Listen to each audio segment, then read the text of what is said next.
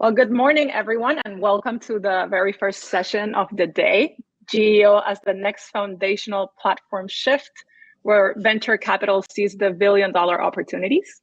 We are starting off with a big idea, right? So every decade or so, technology takes a leap forward that rewrites the rules of business. And this time it's with GEO. So each of these shifts created not just new technologies, but entirely new categories of billion-dollar companies. And today, we will hear how investors are thinking about GEO's potential and where the next wave of unicorns might be born. So we have an amazing panel with us today.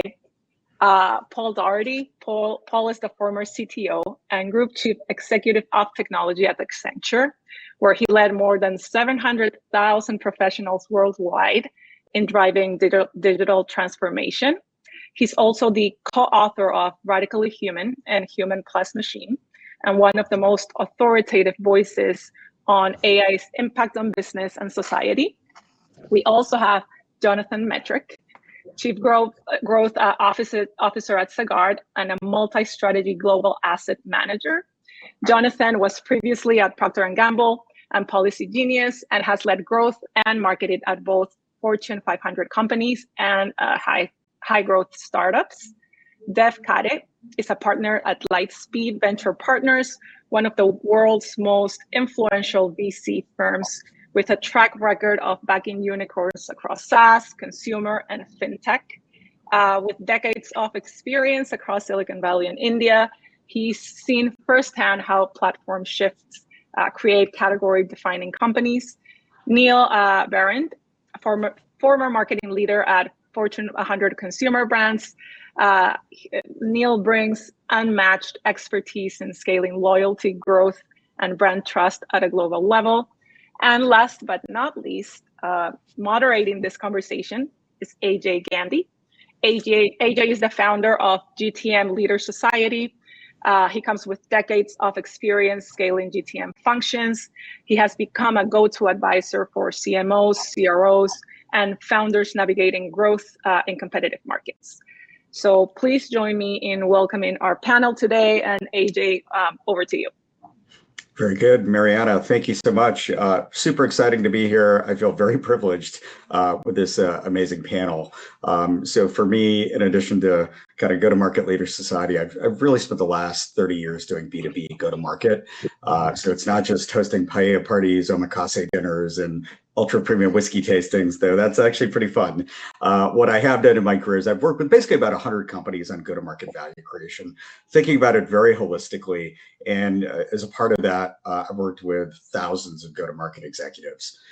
My mantra has always been focus on the buyer and focus on go-to-market fundamentals and be mindful of shiny objects because over time we've seen lots of shiny objects. But what happens when buyer behavior actually changes and fundamentals change? That'll be something that we want to get into in this group. And we kind of all wear two hats in this panel. One is we are investors in venture capital and private equity, but we're also operators for this particular group. Especially Jonathan and I know each other very well as Neil. We're actively involved helping make our portfolio companies more successful. And let's just think about the current state of go-to-market. Go-to-market spend remains huge. If we just take B2B SaaS because it's well benchmarked, companies are spending 40% of revenue on sales and marketing and go-to-market related spend. But what's happened in the last 3 years, especially for the SaaS natives, but for many other categories, performance in terms of growth is half of what it used to be, actually less than half. And accordingly, productivity, while we've increased EBITDA, productivity, if you think about, what does it cost to win $1 of new net ARR or NRR, that's really regressed significantly. So what we found is many of the fundamentals are no longer working. SEO is not as effective, nor is SEM. It's got declining productivity. SDR is, we can all laugh. It's like they can't reach people. And, the playbook is no longer, hey, like when I started at Salesforce in 2010, hey, we're going to grow the company. Let's just expand the AE army. So that doesn't work anymore. And so here's why it's a huge deal, and I'll start tee it up for my fellow panelists here. When we actually think about our own industry, it's not an easy time for venture capital or private equity. If I'm an early stage investor, it's actually super exciting. But if I actually have stuff in my portfolio for a while, it's tricky because what are all our limited partners telling us? We're not delivering exits. We're not giving distributions. And why aren't we? It's not because we don't want to. It's because we can't sell our companies for the kind of return that we'd like to. And that's what's causing a big hole. So that's a big thing that the industry is facing right now. So let me tee this up for this group. With that kind of context, it's kind of a deadly serious time for running a business, for growing a business, for being an investor. Why is this whole shift to GEO relevant and worthy of our attention? And whoever would like to start us, maybe Paul. Yeah, no, happy to dive in, and great intro, AJ, and setting the context. I'm really looking forward to learning a lot from the panelists on here as well. It's a great group that we've got assembled here. If you just back up and you painted a good broad picture, what's happening with generative AI right now is the biggest ever platform shift that I've seen. I've been in the industry 5 decades. Earlier you introduced my background as being from Accenture, and currently I'm working at TPG, the private equity firm, as AI chairman, and also doing a lot of very early stage venture work, looking at what's happening. It's an interesting lens to look at, the big enterprise work through Accenture, the early stage venture stuff, and then the private equity world and how value is being reshaped with generative AI. And I think it is the biggest ever platform shift we've seen. SaaS is clearly under threat. I think generative AI is introducing a whole new business model that's challenging the subscription-based model of SaaS with more of an outcome-based model, which I think is very relevant in this go-to-market discussion. And it's a bigger shift, in my view, than the big platform shifts we've gone through. We went through a distributed systems, PC kind of platform shift. Then we went through an internet platform shift, then cloud mobile. And I believe this one's bigger. And it's bigger because generative AI is impacting what all of us do, from a CEO down through frontline worker or back office operations or sales or whatever you do. The research that I did for the books I wrote indicated that generative AI is impacting over 50% of working hours. And that's big. And that's 100% of jobs, basically, but 50% of working hours.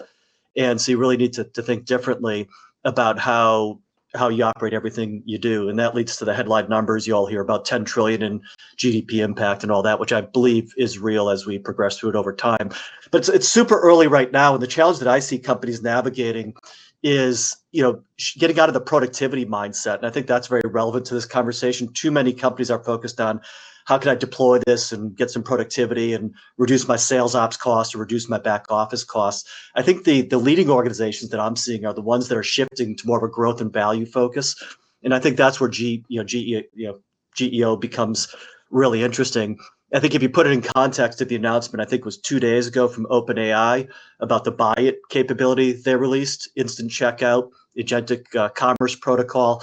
It's totally changing. That stands to totally change the consumer behavior and invalidate kind of the way we thought about SEO and a lot of things of the past. I did a demo I spoke to the board of directors of a large retailer recently, and I put together a little demo in about 5 minutes that showed it was a mocked up primitive version of buy it. But what happens if all of your consumers and influencers are interacting with an agent to do their commerce, then buying through an agent? How does that kind of disrupts every lever you have to impact behavior, and thinking differently and getting into the new ways to influence consumer behavior is what's going to be at the heart of getting ahead of this shift. So I'll pause there. A lot more to say on that topic, but I think what we're talking about GEO, I think is super relevant to how you create value in the world that's coming. Yeah. Given that, Dave, why don't you give us a perspective from the investor lens? Yeah, thanks for inviting me, AJ and the Pepper team. I think there is a little bit of a frenzy going on in Silicon Valley around AI, and that has translated across the world as well. Almost every organization we know is not only adopting AI, like Paul was saying, for sure in the cost containment area or the productivity area, but increasingly starting to think beyond that, when we, from a venture capital perspective, think about investing in companies, we're thinking about where the world is going to be 5 years from now, 10 years from now, versus exactly what's happening now. And right now, it's about productivity. We've seen all the code generating companies out there, and so on. We've seen support become a big area of innovation currently, support cost reduction. And we have seen some on the revenue side, like Paul was saying, but I think that's going to come next. What I think is happening is this cost side and the productivity side will get commoditized potentially over the next few years. And then people will look beyond that, how to use AI beyond that to get to revenue increase, to build new products that weren't possible before, and therefore unlock new revenue streams. And I think this happens both on the enterprise side for B2B applications or B2B use cases within larger enterprises. And it also happens on the consumer side for new types of consumer applications. We're seeing innovation on both angles right now. And just to come tactically to what are we seeing with GEO today, there's definitely a drop in traffic to websites. In some cases, we've seen 50% plus drops to some B2B technology vendor websites. We've seen 50% drops to large consumer-facing enterprises to their websites. And then the question is what to do about it. What's happening is, as you all know, people are searching within ChatGPT or Perplexity or Gemini, and they find the answers there and they just never come through to the website. So what do we do about that? I think that's a key question to be answered. We think the whole internet stack that's been built up over the last 30 years since the mid 90s, SEO, SEM, sort of what is a website, what should be in a website, what should be in a mobile application, how do all these things interact with agents that are increasingly more than 50% of the traffic to many of these websites. All of that will change to an AI stack. And there's a lot of new companies that will come up there. And for enterprises and for those in the audience here, those technologies will start getting adopted. So I think there's a big shift, no question about it. And there's a new stack emerging. Yeah, it'd be great to hear the operator perspective. Jonathan, why don't you go first, and then Neil, especially since, I know you're holistic GTM, Jonathan, but, at your heart, I think you're a marketer. So what does all this change mean for being a marketing executive and growing companies? Yeah, thank you, AJ. I sit across the I'm a former CMO. I've been a CMO at 4 growth stage businesses, and I sit across a portfolio of over 100 operating companies across venture, growth stage, and private equity. So get a pretty broad view on how is it that operational companies are responding to this change. And so a few pieces I would call out. One, I think, the consumer discovery path is changing, right? It used to be, as Dev kind of teed up, we got very used to kind of consumer discovery happening on Google, comparison happening on Google, and then purchase potentially happening on Google within a single, ecosystem. Yes, there's Instagram and these sort of things, but generally there was a big stack attached to that. And now we're starting to see that funnel shift, where maybe you're having ChatGPT do the discovery and comparison for you. And the result of that is, as Dev teed up, we're seeing a lot less traffic showing up to sites that previously were playing the role of discovery and comparison. I'm seeing less decline on, as of today, less decline as a percentage basis on the actual conversions, however, though, right? So traffic is down, but leads are still kind of showing up from an organic perspective. They're a little down, not down 50%, and folks are still converting currently on the site. Now, that may change as ChatGPT can do direct conversion, but that's one thing I think I'm really steering a lot of our portfolio companies to think about is, it was never about traffic. It was always about conversion and revenue. And so how are you thinking about maybe moving away from tracking traffic to revenue, conversions, and even just visibility? And that's kind of the new piece. I think that a lot of these new tools, Profound is an example, trying to track how you're showing up in generative search. A lot of my CMOs are spending a lot of time thinking through, okay, we're going to still keep try to keep the conversions that are happening on SEO. We want to still have that volume, but in the shift toward LLM discovery and comparison, how do we want to try and engage that? Because that will be, an increasing share of our conversions, I think, moving forward. Got it. Thank you, Jonathan. Neil, you've got a few companies in the portfolio over there at Insight. I think it's like 550 is it's probably more. That's what Pablo told me last time. So tell us, and I hear you're one of the key folks that people are looking to figure out, how do you navigate this? So what do you give us your take on how big a deal is this? Yeah, I mean, so I'm Neil Barrett. I work at Insight Partners. It's about 540, I think, right now. We've had Congrats a couple on of the nice exits. 10 exits, I guess. Good I know, job. exactly. But what I will say is, like what I think is we identified this back when Google launched search generative experience in labs. And we were like, we have so many of our companies who SEO is their most important channel. According to our most recent benchmarks, it's about 37% of total marketing source pipeline is coming from Google, either through organic or through paid, right? And that was 2 years ago. Right now, I think it's very much so in flux of exactly kind of what that metric looks like. But we've been talking with all of our portfolio companies. A lot of what Jonathan's saying is basically the conversions are not going away. As of right now, like, there are still people who are hungry they have your pain points. They are looking for you or your competitors' solutions. What is changing is the discovery pipeline. Mm-hmm. And that can mean, if the discovery pipeline is shifting, that can mean that they go to some of your competitors for the solution to their existing pain points.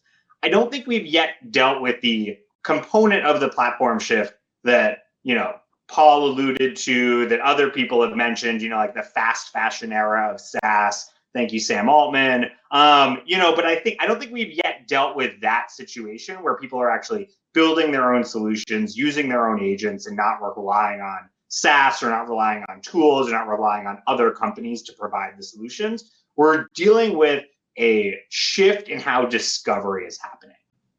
I see. So that is right now. But I don't think that's going to be the case in about 2 to 3 years. I think what we're actually going to see is a shift in 2 to 3 years and actually where commerce is taking place. And I think that's kind of GEO, as I've been looking at it so far, has been doing a fantastic job of helping companies think about, how do I change around the way I show up in discovery so that I can be where my customers, my ICP, my end users are discovering new products, services, and solutions. I think we're actually moving into what happens when they make decisions and purchase in those new platforms? And what does that actually start to look like?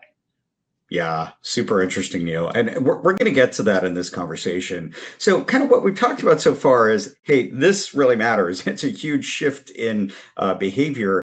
And it's really what matters most about this not being a shiny object is the buyer behavior has changed. And because the buyer behavior has changed, other types of tactics that we have been tried and true for top of funnel, like SEO, SEM, SDR, those are not working nearly as well. They're not irrelevant, but they're not working really as well. And thank goodness it's not all like 100% calamity, as Jonathan highlighted. Conversion is still happening, but what is happening is, that obsessing about keywords and creating those 10 little blue links, and then being able to pay money to actually have a pole position above those little blue links, that organic search, that organic web traffic, that is less important. And what is happening now that's so transformational is the buyer is using the LLM to compress the process of awareness, research, and consideration, potentially into a single conversational interface to get a short list. And then they run from there. So you got to play here. So let's talk about how you have success in making this, in being a marketer and being in running a company. So given this change, what do you do? And who are going to be the winners and losers from this? And maybe why don't I start again with, let's go this time, start with the operators. Let's go Jonathan, then Neil, and then would love to get, kind of the macro perspective from Paul and Dave.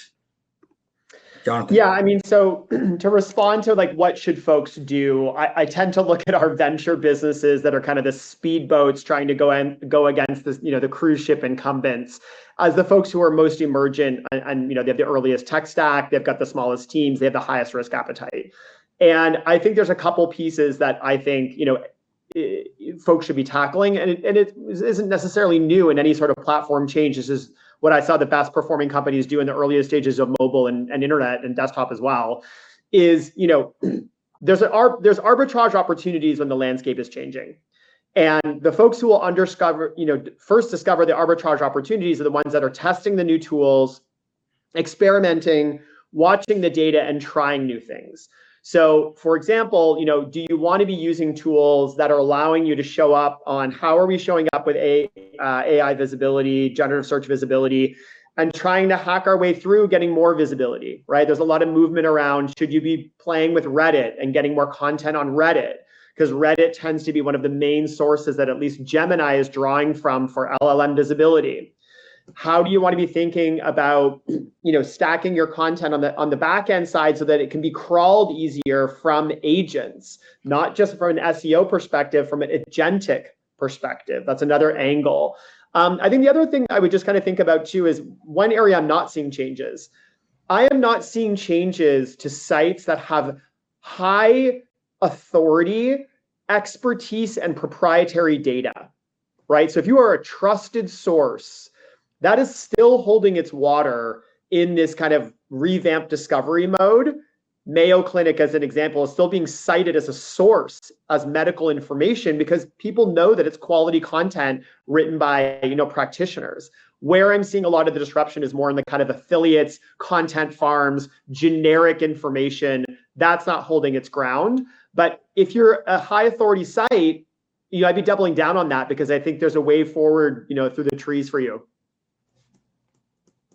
Yeah, great perspective. Neil, your thoughts?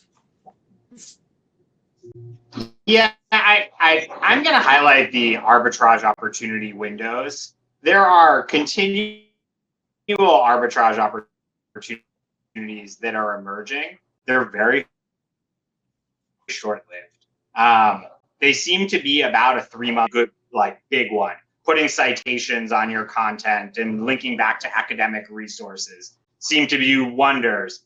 I'm actually seeing a lot of that window close. It was significant in improving citation rates. Now it seems to be reducing. So there are continual windows.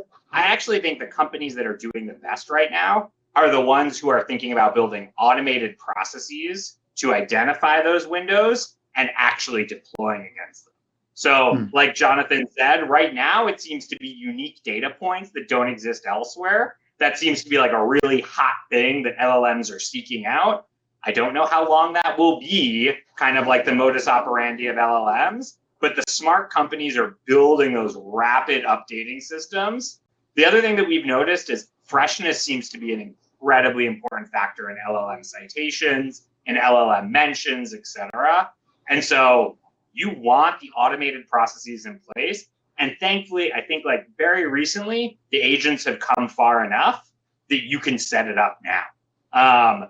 And so that's what I see the real winners doing. Not so much it's this tactic or it's this tactic or it's this strategy, it's this strategy. It's building the pipelines to be updating consistently and having that pathway in place. That seems to be the real winners right now. That's super helpful and insightful. It's also good to hear, hey, all this work we put into thought leadership and deep content, sounds like it still matters. Paul, why don't you give us your take? You've got such a wonderful lens.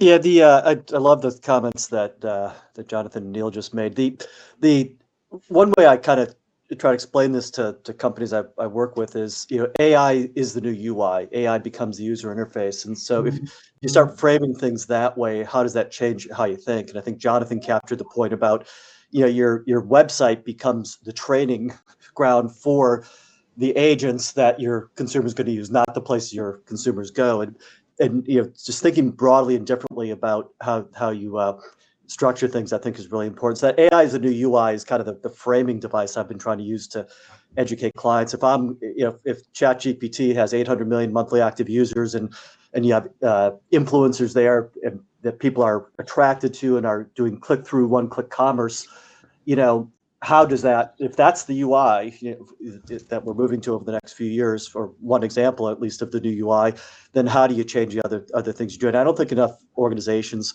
are doing that yet. And it's about all the things that Jonathan and Neil just described.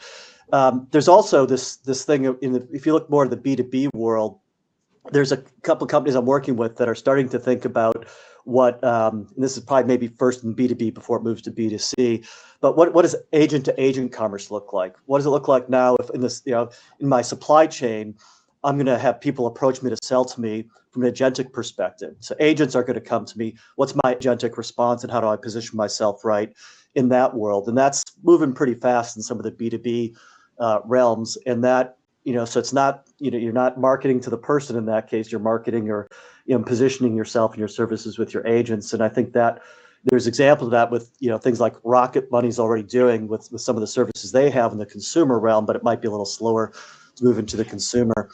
There's one exercise we did with that. It's real. It's in production with a very large company, taking their marketing organization in this case, and they have 1,200 or so marketers, and they broke it down into 12 agent archetypes, 12 agentic capabilities they built. Things like campaign content creation, prospect identification, program launch, response, et cetera. The different capabilities that they could then, that people in the organization could then use to stitch together to create the new workflows that they were gonna use for their commerce. This was more of a B2B kind of case, but it's working very effectively. It's kind of this human plus machine approach where individual marketers are more like managers, and putting together agentic capability to manage their workflow. And that's actually, in that case, driving some really good results.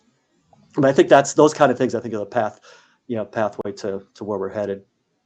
Yeah, a quick comment I'll make before I turn it to Dave. I think this is really important, is actually think about the workflows.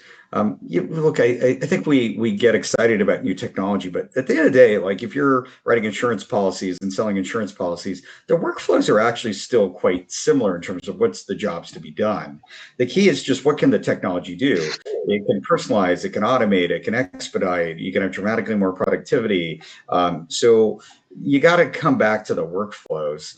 And if we have time at the end, Paul, when we hear about agentic agent to agent, it'd be helpful to get some framework of how to think about it. It's like, well, where's that going to happen? Is it going to be B2C or B2B? Is it going to be more transactional, or is it going to be more enterprise? Is it going to be the whole process, or is it going to be parts of the buying process? If we have time, I just want to tee that up. I'm not sure if we will in this one, but that's a big question I have when I hear people talk about agent to agent and like, okay, where the humans go? It's like just something to contemplate. But we could go deep on that, so I can hold off. But I think that'd be an interesting area. I think people would love to hear about from you and blog posts and such. Dave, give us your take. You're back in companies. You have companies in your portfolio at Lightspeed. What do you think about the winners and losers and how you play it? Yeah, I think winners and losers. It's still early in the game, first inning of a 9 innings game. I think there's a lot. 2023 and 2024 were the years of infrastructure and infrastructure build out on the technology vendor side, whether it's the foundation model companies or the infrastructure layer above that for security and so on and so forth. 2025 seems to be the year of sort of applications coming out on top of this infrastructure, and maybe the next few years will be the adoption of those applications. I want to just say 3 things on where the stack is potentially going to change based on the comments already made in this question. One is at the top of the stack, the types of content that is being put out there, whether it's entertainment content or website content or content deployed by enterprises at other places like Reddit and other places. There's a lot of AI slop that's getting generated. So if anything, the noise is going to go up hundredfold in any category. The music you're seeing on Spotify will become more noisy. The videos on TikTok will become more noisy. The content on Reddit will become more noisy. And so having I think this allows for, or this almost requires taste from human beings to come back into the game to drive the quality that was mentioned earlier. So that's one. AI slop, everybody's going to be dealing with that in every category. And the AI slop is because anyone can create content now. They just create a bunch you can put into ChatGPT and we know when we see that, at least today. Maybe it becomes so good that we don't even see that. But right now there's there's a ton of content coming out that not targeted and not great. And I think having a partner to help with that taste really helps. The second thing is, from what I've seen from OpenAI and others, they're hiring people who help you place ads within their products. And I'm sure the other foundation model companies may follow, Perplexity, etc., and so on, as sort of search engines. So I think preparing for that, I don't think it'll be the same as the way Google's constructed the world, but there might be similarities. I think that's coming, maybe an arbitrage opportunity for a little while. And the final thing I'll say is the stack is expanding. If you go further down the funnel, I think consumer expectations are changing with AI. So they're not just saying we'll go somewhere, self-serve ourselves. They're saying, for example, if I'm cruising through an e-commerce website and I get distracted, I expect that phone call within half a second with a voice agent that sounds 100% human to close the loop on me so that I'm done. There's a much higher expectation on closing the loop and sales that is coming. You can't follow up on a lead 2 days later or 10 days later. AI is going to help you follow up within a second. And I think that becomes part of the marketing stack, potentially, over the next couple of years. Interesting. Okay, it's quite a bit of work to do. And I mean, this is a really extraordinary change. I mean, again, we've talked about this is a change in buyer behavior and a change in fundamentals for what's going to work in B2B, especially top of funnel. So, and this is across all kinds of categories. So when there's massive disruption, there are some very significant opportunities for new investments. So it would be interesting, Dave, to come back to you and just sort of hear your thoughts. You're an early stage investor. You look at a lot of stuff. You're at a great firm. What excites you the most? Yeah, I'm trying to think about this from an enterprise perspective as opposed to a vendor perspective, which is what we end up investing in many cases. As I was saying before, this seems to be the year that these sort of AI native applications seem to be emerging in lots of different areas. And from an enterprise perspective, there are certain early adopter areas that are emerging that these enterprises can buy from. I think customer support automation is one key area. I'll get into GEO in a second. Some verticals like legal tech, marketing automation, vertical/horizontal are emerging. In the vertical side, there's a lot happening in healthcare agents, healthcare applications for companies. There's a lot happening in financial services applications. These are applications for financial services companies that are AI native. And then there are other verticals that will follow over time. From a GEO perspective right now, there's obviously a whole set of people appearing out there trying to solve problems. I think it's early in that market. The Perplexities of the world and the OpenAIs haven't fully opened up yet to allow third parties in. And that equation will change. I think having a partner to help navigate this journey is important. I think what we're seeing actually that surprised us, this is my final point here, is that a lot of organizations don't have the capability to hire these AI engineers who, Silicon Valley is hiring at millions of dollars a year each. And so these organizations are partnering with systems integrators and people who are putting together custom applications for their needs and handling all the AI change underneath that's happening with new models appearing every day and new techniques appearing every day. These arbitrage opportunities that we talked about appearing every day. So I think having a partner who can help navigate is also a big sort of trend line these days. And there's a number of companies out there that do that. Yeah, Dave, since you spoke about kind of the GSIs, and then we think about also having the perspective of investors, Paul, you got a pretty good seat to have a point of view on this. So would love to hear your thoughts on, what are the opportunities for investing, and whether it's TPG Beyond, and how do firms like Accenture and other GSIs help? Yeah, I think just make a quick comment on the kind of GSI and services generally, which is generative AI turns services upside down in terms of new disruption, new ways of doing things. So I think that creates challenges for incumbents and opportunities for companies doing it in a whole new way. The whole new approaches around platform plus forward deployed engineers and such is, I think, there's some interesting services opportunities around that. Just separately, I'll park that to the side for now, though.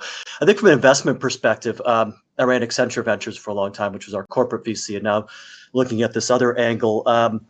What I'm kind of interested in the market right now is, I think there's a real, Dave kind of hinted at this, but there's a real opportunity, I think, around vertical approaches, vertical companies that are using generative AI to do things in new ways and creating deep specialized domain solutions that are disrupting the SaaS of the current day. I think there's a lot of challenges for SaaS companies, as I said in my opening comments, navigating this territory. And I think there's some interesting approaches there, provided they've got enough depth around it. I'll come back to that in a minute. The other space that I'm interested in is the middleware around how this happens. It's that example I gave earlier with 12 agent archetypes that's deployed in production, super hard to do. And it's like custom coding the TCP IP stack in 1995 if you're building client server or internet applications, if you want to use an analogy. We lack the middleware that's needed to really build agentic at scale right now. And I think that's a real opportunity, investable opportunity in my view out there too. I think some of the challenges that I see out there, like navigating this, are first, I'm seeing a lot of new startups get traction on revenue because enterprises are unsure where to buy, where to spend, and they're spending a lot on hyperscalers. Enterprises are spending a lot on hyperscalers. They're spending a lot on the model companies, OpenAI or whoever they're spending on, or Anthropic, whatever it might be. And I'm seeing a mentality in the enterprise that if the big model can do 80, like Pareto principle, if the big model can do 80% of what I need to do, or 70%, do I really need to pay somebody else to give me the rest of the way there, or am I just going to go with that and equip my employees with that? And is that good enough? So I think this challenge for startups around making sure you're better than the models when the models are also moving to the app layer. Look at Anthropic for health and financial services, and GPT going into commerce. I think that's a real challenge. You have to kind of navigate and make sure you're not a feature of a big platform, but you have a sustainable direction as a startup. And then there's a comment in here about citizen developer, which I think is another challenge. If you look at Lovable and all the great Replit, all these great platforms for building citizen developers or prosumers building things, I don't know how this is going to play out, but there may be less spend on some categories of enterprise software because it's so easy to create custom workflows with super users or citizen developers, whatever you want to call them. And I'm curious as to how that plays out. I don't really have a prediction on that one, but all that creates some of the headwinds that I think you have to look out for when you look at where to invest. But I think there's great opportunities if you kind of triangulate through all that. Yeah, it's super interesting, Paul. And what you're highlighting about evolution of kind of applications and seeing these the big sort of platforms shifting to creating applications. I mean, already we're seeing categories within AI get commoditized because, frankly, if you look at Michael Porter's 5 Forces, the barriers to entry are low, competitive rivalry is high, threat of substitution is high. So like all these basics actually say, gosh, well, like what can be a moat anymore? Because like if you have, especially I have all these tools like Lovable, and you can kind of create software and replicate it. A lot of these workflows are pretty well known. Wow, that's actually kind of tricky.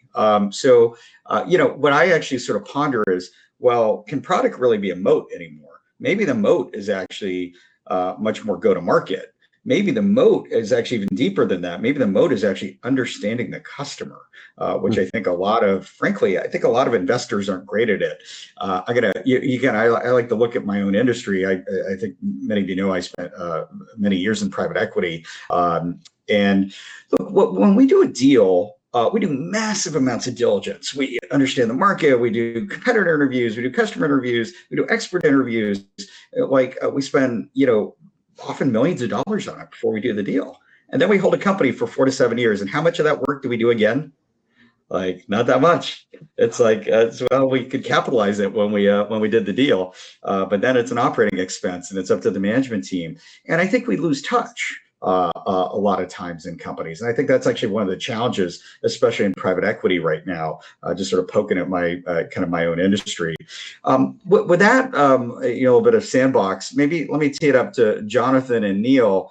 Whoever wants to go first, give us your take on, you may not be on the investment committee, but I'm sure your deal partners are coming to you a bunch to say, dude, how do I think through this? So give us your take on the investment opportunities. Yeah, I'm happy to go first. I think, my lens is a lot more around what I'm seeing tactically used now. And so the movement I'm seeing on the investment side is, asking questions that, having been now in the venture and PE community for over 5 years, around, okay, we're going to grow, but we're going to keep engineering headcount flat or slightly down. I never heard that in SaaS ever. And now with code, with pieces like Cursor, you're actually able to do a lot more, maybe at scale with the current team you've got. And, I hosted a session, a week or two ago with CMOs who were kind of using AI. And one of the use cases I'm most excited about is point solutions that various folks in marketing can now do that they could never do before. So for example, CMOs creating ROI calculators themselves with things like Lovable that you used to have to brief a product team and an engineering team to do. And as a result of that, you didn't really do that. But now you could have an ROI calculator for every single audience you're going after because it's really easy to make it. So for me, I think I'm most excited about the point solutions that, to your point, AJ, really understand a customer problem. And they're using the back-end technologies, of course, but their front-end label is helping with prompting that makes it faster. The use cases are very direct and applicable. And I'm seeing that those tools get wider adoption, both on a cost-saving vector, so maybe coding like Cursor, but also opening up things like, well, wouldn't it have been great if we could have done, but we just simply didn't have the time, capacity, or resources to do it. Hyper-personalization, or even devs, or the example we heard earlier, I think of calling every single person that's stalled in the conversion funnel. Yeah, agents could do that now, and maybe QA and tech support them. Those sort of pieces I'm getting very excited about, and we're working with our investment teams to think about forward-looking projections and guidance on the financial model. Where can we potentially save costs, and or as we're looking to scale, what additional resources might we need or not given these new tools? Yeah. Really interesting opportunities. Neil, what's your take?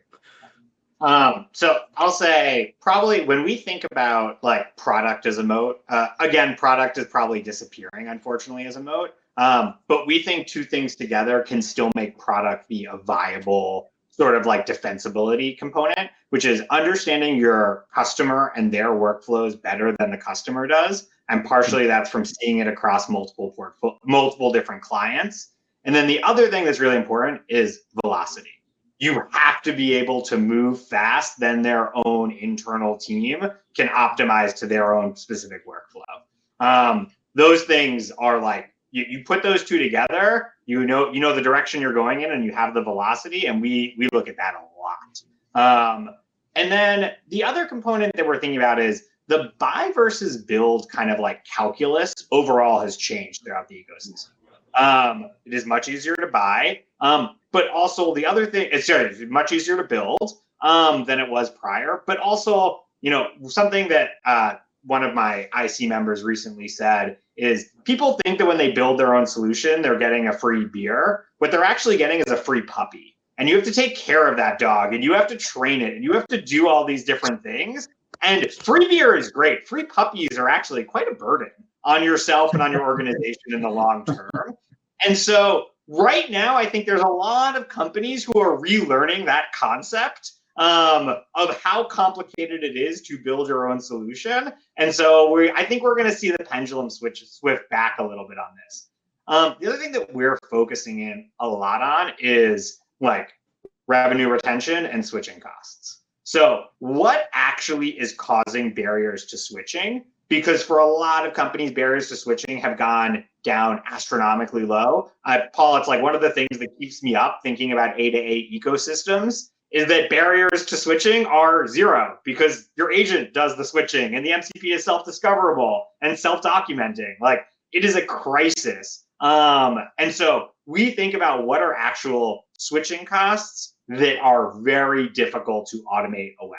So deep level integrations that cannot be redone. Someone mentioned in the comments, data as a potential moat, data that cannot be migrated, if it's incredibly valuable, is to some extent a switching cost that cannot be overcome. So anyway, take your free puppy analogy, use it as you will, but I think it's a great one. As my dog is currently barking next to me. It's brilliant, man. I'm going to give everyone sort of a final word in sort of our last 5-6 minutes here. So, in many ways, Paul, Dave, I'd love to hear your thoughts on moats, but, and I'll give you some freedom on it. Whatever you want to kind of highlight. It could be, hey, in 2027, what are we talking about the impact of Gen AI? And it could be, how will things changed in go-to-market? It could be, what kind of moats can we actually sort of have? Why don't we spin around the whole group and whoever Paul or Dave, would you guys like to start? One of you two? Sure. I'll just I'll pick up at the moat point of what you talked about because I was just with a group of investors and we're trying to brainstorm through what the moats are. I think the really understanding the moats going forward, I think is pretty hard. You have to get it exactly right, but there's a few elements that I think are elements of the moat. I really worry about the switching costs, Neil, by the way, of what you just talked about. I think I worry about the switching costs, I worry about the cannibalization from the big models. There's a lot of risks out there.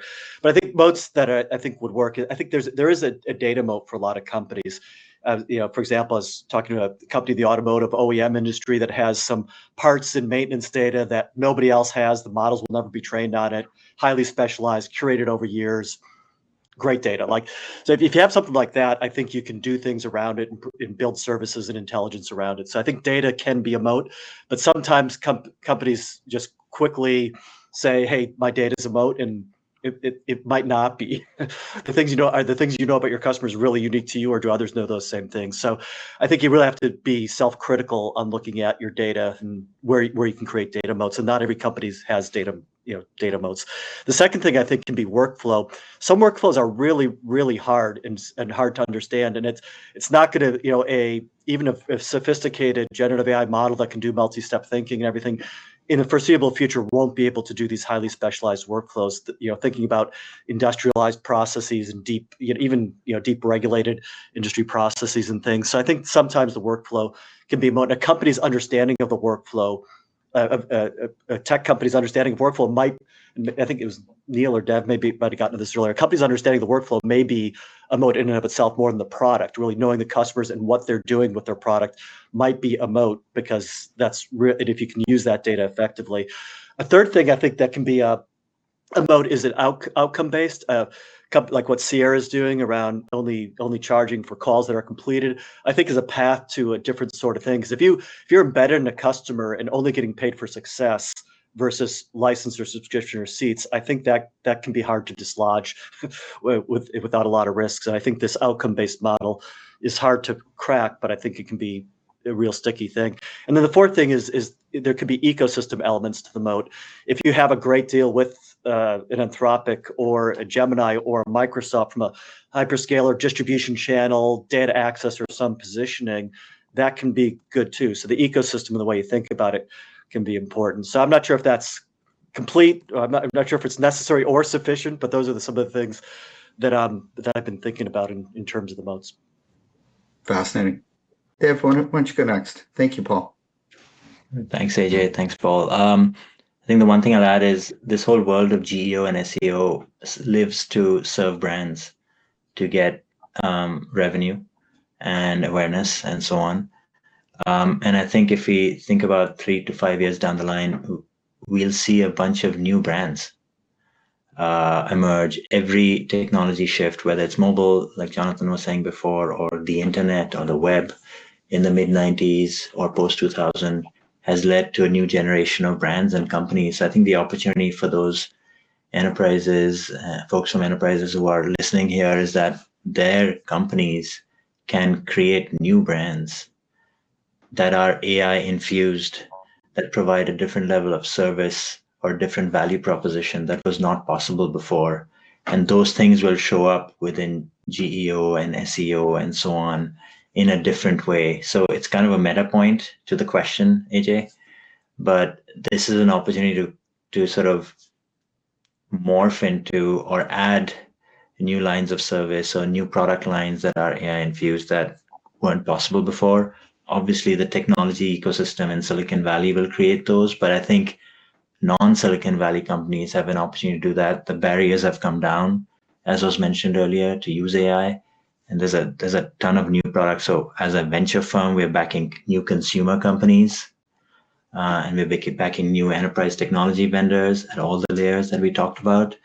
There's going to be a ton of new players, and parallel to previous generation players potentially.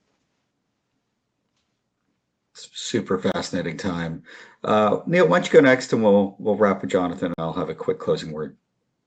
Yeah, I mean, when I just think about this, I think the company who is using GEO as a channel, I don't think has yet been, like, there is no person that you tell me, oh, they built their new go-to-market on GEO as a channel, and I don't think that exists yet.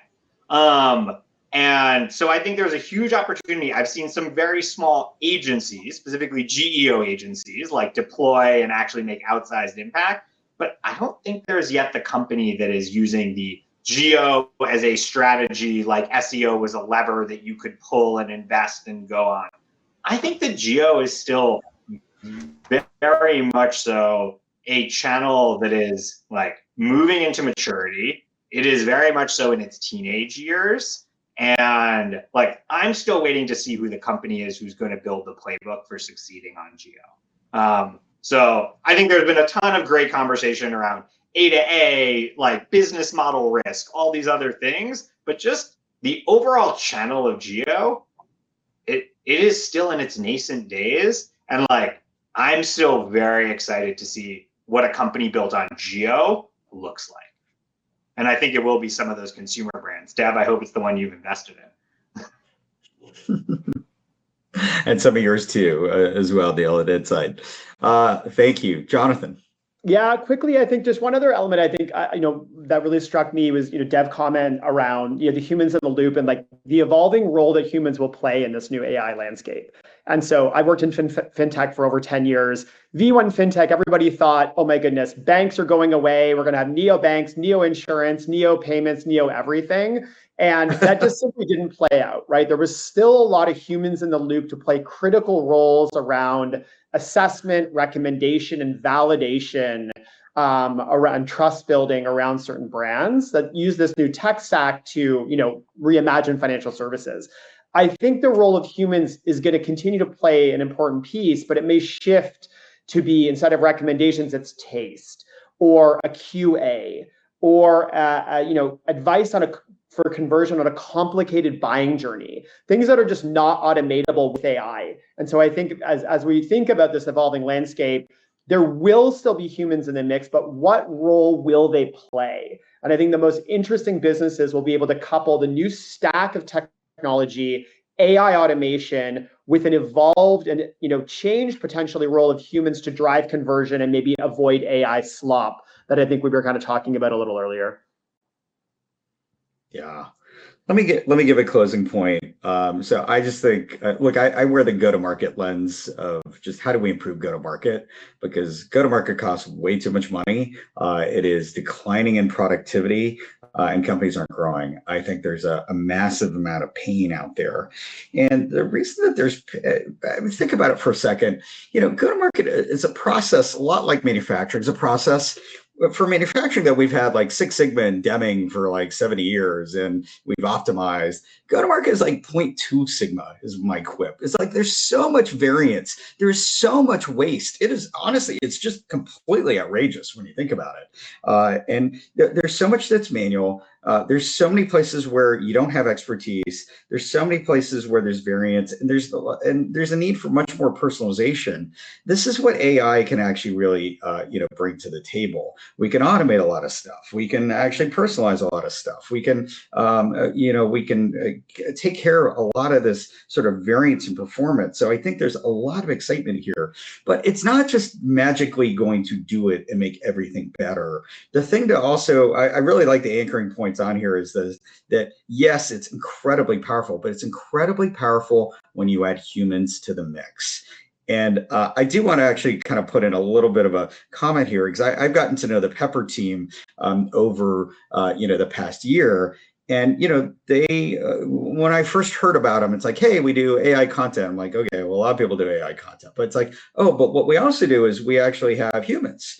We have hundreds, we have thousands of like editors who can actually, if you want to do content, you want to tailor it to an industry, to a persona, to a company. It's like, we can do that for you. And we know that the AI can get you a large percentage of the way there, as I think many people would say, it'll get you 80% of the way there. Well, what if you then actually had expertise on financial compliance, and then you could actually bring that to the different personas involved in that decision. And so I think that's a big part of the solution here, is this technology plus human. And we need great companies that can actually help us with that. And I've been really impressed with Pepper. So I encourage people to really get to know them. And it's been a privilege to be a part of this panel. Thank you, Paul, Jonathan, Neil, and Div for joining me in the conversation today. Thanks, folks. Great chat. Thank you so much. Cheerio. Thanks all. Great. Big thanks to Dev, Paul, Jonathan, Neil, and AJ for a fascinating conversation. And huge thank you to all for joining us this morning. If GEO is the next platform shift, then the opportunities are just beginning to unfold. And today's insights just give us a front row seat to see it all happen live, right? So stay tuned. Only the beginning. This is only the beginning of an exciting program ahead. And we have an ongoing session on track 1 on future-proofing enterprise brands with AI search, redefining ROI, board conversations, and brand visibility. So feel free to join in or